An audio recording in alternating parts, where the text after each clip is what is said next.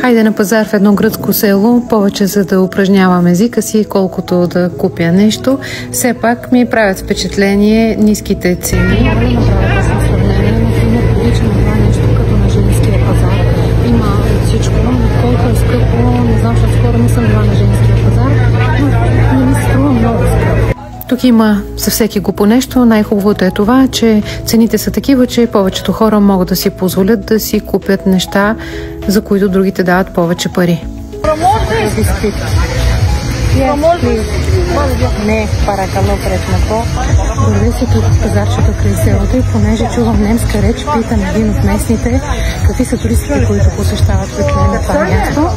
Каза, българи, има малко гърци и немци, но българите са единствените, които може да познаете по колите. БМВ-та, Мерцедеси и Аудита. Това сме ние в Гърция.